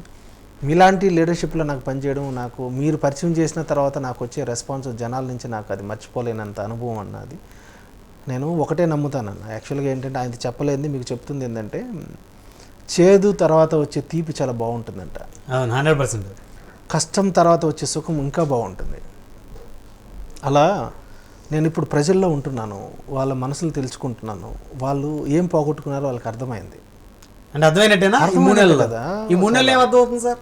3 నెలల్లోనే అర్థమైందంటే ఇంకా ముందు చాలా ఉంటాయి. ఏం అర్థమవుతుంది అంటే, నేను కోరుకునేది కూడా మీరు వీలైతే కూడా అరుణ్ శ్రీధర్ గారిని ఒకసారి పిలిపించి మాట్లాడండి. ఎందుకంటే తను బయటికి రావాలి, బయటకు వచ్చేసి తను ఏం చేస్తున్నాడు, ఎలాంటి పరిస్థితుల్లో ఉన్నారో మనం మాట్లాడాలి. ఎందుకంటే మనం గెలిపించుకున్న వ్యక్తి ఖచ్చితంగా. సో శాసనసభ్యుడిగా ఆయన వాయిస్ కూడా ఇవ్వాల్సినటువంటి అవసరం ఉంది. తను కూడా ఒకసారి వింటే మీరు ఒక క్లారిటీ వస్తుంది, ఏం చేస్తున్నారు, తను పూర్తిగా చేయాలనుకుంది చేయగలుగుతున్నారా లేదా, లేకపోతే ఒకరు తొత్తుగా పనిచేసే పరిస్థితిని వాళ్ళు తీసుకొస్తున్నారా, ఇవన్నీ మనం గ్రహించాలి. కానీ నాకు బాధ వేసిన విషయం ఏంటంటే, నేను ఎంత స్ట్రాంగ్గా నిలబడ్డాను అంటే, నాకు సాక్షి నుంచి ఇంకొకరి దగ్గర నుంచి కాల్స్ వచ్చేసి మీకు ఇంత అన్యాయం జరిగిపోయింది కదా, మీ మీడియాని వాడుకోండి, మీరు గట్టిగా మాట్లాడండి, ఫైట్ చేయండి, మీకు ఇంత ఖర్చు అయింది కదా మీరు అడగండి అంటే, నాకు ఖర్చు అయిందంటే ఎవరికైనా రాజకీయాల ఖర్చు కాకుండా ఏమి ఉండవు. ఆ స్థాయికి టికెట్ వైసీపీ నుంచి కూడా వచ్చినాయి ఫోన్లు, సాక్షి నుంచి బాగా వచ్చాయి, వైఎస్ఆర్సీపీ నుంచి కూడా మీకు టికెట్ ఇవ్వాలని మేము అనుకుంటున్నాం, మీరు ఓకే అంటే ఈ స్టేజ్లో కూడా అంటే అప్పుడు కదా మీరు నిజమైన కోర్టుని చేస్తారు. నన్ను ఇక్కడ కూర్చొని తిట్టండి కళ్యాణ్ గారు ఉంటారా? అంతే కదా. నన్ను అడిగితే నేను ఒకటే అన్నాను, నేను 20 సంవత్సరాల్లో నా మీద లేని కేసులు ఈరోజు వచ్చాయంటే నేను ముఖ్యంగా సాక్షినే ప్రశ్నించాలి, మీ గవర్నమెంట్ని ప్రశ్నించిన తర్వాత నా అధినాయకుడి గురించి నేను మాట్లాడతాను జరగడం, వాళ్ళు దానికి స్టెప్ బ్యాక్ అవ్వడం, వద్దులేండి అనడం అన్నీ జరిగాయి. కానీ అన్నిటికంటే కూడా నాకు ఉన్న పార్టీలో నుంచి నన్ను ఒక పోతిన మహేష్ను ఇంకొక పేర్లు చెప్తున్నాను కదా, అలాంటి వాళ్ళలాగా ఎప్పుడు అవుతాడని వెయిట్ చేస్తున్నారు వీళ్ళు. అయితే ఇంకా మీకు పార్టీకి సంబంధం ఉండదు, కంప్లీట్గా పక్కన పడేయచ్చు, వీళ్ళు బెనిఫిట్ అవ్వచ్చు. నేనుంటే ఏంటంటే ఇప్పుడు ఒక ప్రతిపక్ష హోదా లాగా ఆడలేదు, వీళ్ళు వైఎస్ఆర్సీపీని ప్రశ్నించట్లే, ఆడ అందరు కలిసిపోయినట్టున్నారు రైల్వే కోడూరులో అంతా. ఇప్పుడు ఇంతకుముందు ఆయన ఏ ఇంట్లో నుంచి వచ్చాడో ఆ ఇంట్లో నుంచి వచ్చిన జనాలంతా అంటే వైఎస్ఆర్సీపీ, ఆయన పుట్టి పెరిగింది అక్కడే అన్నప్పుడు అలాంటి బంధుత్వం, అలాంటి ఫ్రెండ్షిప్, ఆయన బిజినెస్ పార్ట్నర్స్ అందరూ ఇప్పుడు అక్కడే ఉన్నారు ఆయనతోనే. నాకు టికెట్ వచ్చిన వెంటనే నేను రూపానంద రెడ్డికి కాల్ చేయడం, వాళ్ళ ఇంటికి వెళ్ళడం జరిగింది. అన్న ఎందుకన్నా నువ్వు ఇంత ఇది అవుతున్నావు, నువ్వే కదా మనం రాజకీయాల్లోకి వస్తే మనం కలిసి పని చేద్దాం, నువ్వు వస్తే బాగుంటుందని పిలిపించింది నువ్వే ఎన్నోసార్లు నన్ను పిలిపించుకోవడం, మీ గెస్ట్ హౌస్లో కలవడం, నువ్వు టీడీపీలోకి వస్తున్నాను అన్న తర్వాత కొన్ని ప్రోగ్రామ్స్ నేను ఇన్వైట్ చేయడం, ఇంత చేసి నాకు ఇంత చేంజ్ ఎందుకు వచ్చిందంటే అతను అన్న మాట నాకు చాలా బాధ ఇచ్చింది. నువ్వంటే నాకు చాలా ఇష్టం భాస్కర్, నీ వల్ల నాకు ఏ ఇబ్బంది లేదు, నాకు మీ పవన్ కళ్యాణ్ టికెట్ అనౌన్స్ చేసేటప్పుడు నన్ను ఒక్కసారి పిలిచి కదా అనౌన్స్ చేయాలి, నన్ను సంప్రదించకుండా టికెట్ ఇచ్చినప్పుడు నా విలువేంటి అని ఒక ఛాలెంజ్ చేశాడు ఆయన. 2 రోజుల తర్వాత నీతో మాట్లాడతాను అన్న. నాకు అప్పుడు అర్థమైంది వీళ్ళు మార్చడానికి ఏ స్టేజ్కైనా వెళ్తారు అని అన్నాడు ఆయన. కాలేదు, నేను చెప్పిన ఏ స్టేట్మెంట్ కన్నా నేను అనలేదని అనమని చెప్పండి. ఆయనకి చాలా ఇష్టమైన దేవుడు ఉన్నారు కదా, I'm happy to go there and take as per his convenient. ఆయన కావాల్సినట్టుగా నేను ప్రమాణం చేయగలను. నేను అడగకుండా ఉండలేకపోతా ఉన్నాను. అడగండి. ఈ గవర్నెన్స్ హెడ్గా పనిచేశారు, అవును, రాజకీయాల్లోకి రావాలని ఉద్యోగాన్ని రాజీనామా చేశారు, అవును. సో మీరు ఉద్యోగానికి రిజైన్ చేసే ముందు మీ లాస్ట్ శాలరీ ఎంత సార్? శాలరీ ఎందుకంటే కొన్ని కోడ్ ఆఫ్ కండక్ట్ ఉంటుంది, కానీ చాలా ఎక్కువ శాలరీ ఉండేది నేను మీడియాలో మాట్లాడినాక 50% కట్ చేశారు, అది మాత్రం చెప్పగలను. ఓకే. నేను ఒక ఆర్కిటెక్ట్గా జాయిన్ అయ్యాను. ఆర్కిటెక్ట్కి చాలా హై ప్యాకేజెస్ ఉంటాయి. ఫర్ ఎగ్జాంపుల్ నాకున్న సర్టిఫికేషన్తో యూఎస్కి వెళ్తే ఫర్ యానం నీకు 4 to 5 crores ఉంటుంది. 4 to 5 crores 4 to 5 crores ఉంటుంది, ఈజీగా ఉంటుంది. అంటే minimum monthly 40 lakhs 40 to 50 lakhs వరకు పైన. సో ఒక ఎమ్మెల్యే కన్నా ఎక్కువ ఆదాయం, అంటే ఒక అధికార పార్టీ ఎమ్మెల్యే ఎన్ని దందాలు చేసి సంపాదించినా 50 లక్షల కన్నా ఎక్కువ సంపాదించలేదు నెలకి. సో అంత ఆదాయం మీకు ఉంటుంది. అంటే యూఎస్ నేను చెప్తుంది ఇక్కడ కాదు. సో మీకు నేను వెళ్ళాలి. నేను మలేషియాలో కూడా వర్క్ చేసి వచ్చాను, అక్కడ గవర్నమెంట్ సర్వీసెస్లో వర్క్ చేసి అవార్డు కూడా తీసుకొని వచ్చాను నేను. అక్కడ కూడా ఏం చేశారు, నాకు ఒక ఫార్చునర్ ఉంది, ఒక స్కోడా ఉంది, ఆ 2 కలిసి 1 crore వర్త్. ఈయనకి కారు కూడా లేదని ప్రచారం చేశారండి. అయ్యో, వాళ్ళు చేయడం, ఆయనకి కారు కూడా లేదు. నాకు సొంత ఇల్లు ఉంది ఇక్కడ హైదరాబాద్లో, ఆయనకి ఇల్లు కూడా లేదని ప్రచారం చేశారు. కారు లేదు, ఇల్లు లేదు. నేను ఒక కంపెనీలో పనిచేసిన వాడిని డీడీ ఇస్తే మాత్రం అది మాత్రం బినామీ. ఇలా వాళ్ళకి కావాల్సినట్టుగా వాళ్ళు మలుచుకుంటూ వెళ్ళారు. ఏదైతేనే జరిగిపోయింది నష్టం. యనమల భాస్కర్ గారి రాజకీయ భవిష్యత్తు ఎలా ఉండబోతుంది అనుకోవచ్చు? ఓవరాల్గా చెప్పాల్సి వస్తే 1000 సభ్యత్వాలు చేశాను. 1000 సభ్యత్వాలు చేశారు కదా. కోడూరు రాయలసీమలో కాదు, కోడూరులో ఎప్పుడు కూడా అన్ని సభ్యత్వాలు ఎవరు చేయలేదు. కోడూరు కాన్స్టిట్యున్సీలో నేను చేసిన తర్వాత జిల్లా మొదటి ప్లేస్లోకి వచ్చింది. నేను ఆ 1000 సభ్యత్వాలు చేసినప్పుడు ఒక్కొక్క పర్సన్ 500 పే చేయాలి కదా సార్? చేయాలి. మీరు చేశారు? మొత్తం టోటల్ అమౌంట్ నేనే చేశాను. 1000 మెంబర్స్కి నేనే చేశాను. ఎందుకంటే వాళ్ళు చేసుకోలేకపోతున్నాం, మాకు ఇప్పుడు కొద్దిగా ఇబ్బందిగా ఉంది అంటే నేను ఒక 1000 కుటుంబాలకి ఆసరాగా ఉండాలనుకున్నాను. అదే నేను ఆ 1000 సభ్యత్వాలతో నేను కానీ ప్రచారం చేయాలంటే రేణుగుంట నుంచి కోడూరు వరకు పూల తోటతో పూలు చల్లించుకొని ఒక 10 కార్లు తీసుకొని రాగలను. నేను అవి చేయలేదు. చేసుకోవాలి రాజకీయం అంటే అదే భాస్కర్ గారు. అదే నేను చెప్తున్నాను కదా, వీళ్ళకి అది చూశారు కానీ నేను చేసే 1000 సభ్యత్వాలు వీళ్ళకి పట్టింపు కాదు. తెలిసిందా కళ్యాణ్ గారికి మీరు 1000 సభ్యత్వాలు? విచిత్రం ఏంటంటే కళ్యాణ్ గారిని నేను కలిసినప్పుడు ఎలక్షన్ అయిపోతాను అడిగారు, 1000 సభ్యత్వాలు చేస్తారా మీరు ఏంటండి అని ఒక వ్యక్తిని అడిగారు. ఆ వ్యక్తి పేరు చెప్తే పాపం తనని తక్కువ చేసినట్టు ఉంటుంది. సో అడిగితే నాకు తెలియదు అన్నారు. ఆయనకి తెలుసు, బట్ నేను ఆయన కూడా తక్కువ చేయడం అనేది నా ఉద్దేశం కాదు. మేబీ ఆయన ఉన్న బిజీ షెడ్యూల్లో చూసి ఉండకపోయి ఉండొచ్చు, కానీ నేనైతే వాళ్ళకి అందరికీ మెసేజ్ పెట్టున్నాను. అప్పటికి అందరికీ తెలుసు, బట్ వాళ్ళకు ఉన్న దాంట్లో సడన్గా చెప్పేశారు నాకు తెలియదని. ఆయన కూడా చెప్పడం జరిగింది, చూసుకోవాలి కదా అని. నేను 1000 సభ్యత్వాలు చేయడం ఏంటండి, ఇండియా కాదు మన స్టేట్లోనే నెంబర్ 1గా చేయాలని అనుకున్నాను. నాతో పాటు తిరిగిన టీం వాళ్ళకి బెదిరింపు కాల్స్ వచ్చాయి, మీరు అతనితో ఎట్లా సభ్యత్వాలు చేస్తారు, సభ్యత్వాలు చేస్తే నేను ఏమైనా బెనిఫిట్ అవుతానా, వాళ్ళకి ఏదైనా మైలేజ్ ఉంటుంది. నేను పంచాయతీ ఉంటుంది అక్కడ, ఆ పంచాయతీ వాళ్ళకి అమౌంట్ పే చేసి 1 వీక్ వరకే నేను 1000 సభ్యత్వాలు చేశాను, మీరు వేయండి అనే ఒక బ్యానర్ వేస్తే దానిపైన బ్యానర్ వేస్తారు. నేను నవ్వుకున్నాను. అంటే ఇలాంటి చిన్న పాలిటిక్స్. కళ్యాణ్ గారు ఒక మాట అన్నారు, ఎప్పుడు కూడా రాజకీయ నాయకుడు అవ్వాలనుకుంటే ఏదో 1500 బ్యానర్ వేసుకొని రాజకీయ నాయకుడు అవ్వలేరు, లీడర్ అవ్వలేరు, నాకు ఎవరేంటో నాకు తెలుసు కదా అని. కొన్ని ఎగ్జాంపుల్ మేము విన్నప్పుడు ఆ బ్యానర్ల మీద ఎక్కువ ఫోకస్ చేయాలి. మీరు చూస్తే కోడూరు అంతా బ్యానర్లతోనే ఎక్కువ ఉంటుంది ప్రమోషన్స్, బ్యానర్ రాజకీయాలు ఎక్కువ అక్కడ. వాళ్ళ బ్యానర్లు తప్ప ఎవరి ఉండకూడదు, వాళ్ళ ఫోటోలు తప్ప ఎవరు ఉండకూడదు. ఎమ్మెల్యే ఫోటో ఉంటుందా బ్యానర్లో? ఉంటుంది ఒక స్థాయిలో. మీకు పంపిస్తాను నేను, మీరు అంత క్యూరియాసిటీతో అడుగుతున్నారు కాబట్టి. ఆ ఎమ్మెల్యే గారి పరిస్థితి ఆ విధంగా ఉండకూడదు.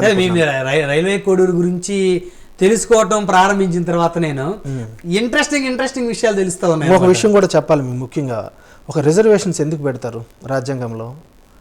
బడుగు బలహీన వర్గాలు కూడా మనతో పాటు వాళ్ళు బతకాలి, చెయ్యి చాపకుండా వాళ్ళు కూడా కష్టపడి పని చేసి వాళ్ళ కాళ్ళ మీద వాళ్ళు నిలబడగలగాలి. అలా జరగాలంటే సమన్యాయం జరగాలంటే అన్ని కులాలు సమానంగా డెవలప్ అవ్వాలి.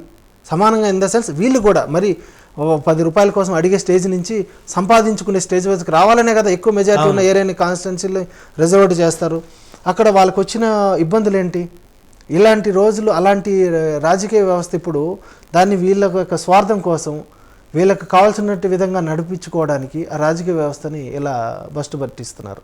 మొత్తానికి భాస్కర్ గారి వరద బాధితులు, విజయవాడ వరద బాధితులకు సంబంధించి కూడా అక్కడికి వెళ్ళి సేవా కార్యక్రమాలు చేసినట్టున్నారు, వారికి ఆహారం అందించడం అవి కూడా.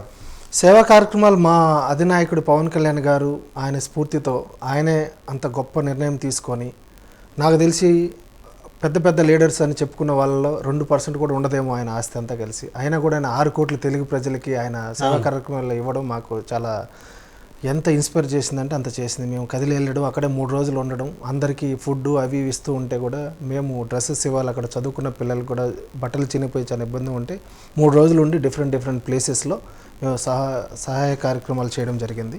చాలా ఆనందం కలిగింది. ఎందుకంటే మేము మా వంతు మేము చేయగలిగాం. రైల్వే కోడూరులో ఉన్నప్పుడు కూడా ఎక్కడైనా విపత్తు జరిగినప్పుడు అందరూ ఒకటి అవ్వాలని ఆ పిలుపు మేరకు 70 ఏళ్ళ పైబడి ఉన్నటువంటి చంద్రబాబు గారే చేయగలిగినప్పుడు ఆయన పిలుపు మేరకు మేము చేయకపోతే మాకు కూడా దాని యొక్క జన సైనికులు అనిపించుకోలేమేమో అనిపించి మేము వెళ్ళడం జరిగింది. ఫైనల్గా జనసేన పార్టీతోనే ప్రయాణం. అవును, దాన్ని వదిలే సమస్య లేదు. ఆ ఆలోచన కూడా మీకు రాకూడదు, నాకు రాదు కూడా.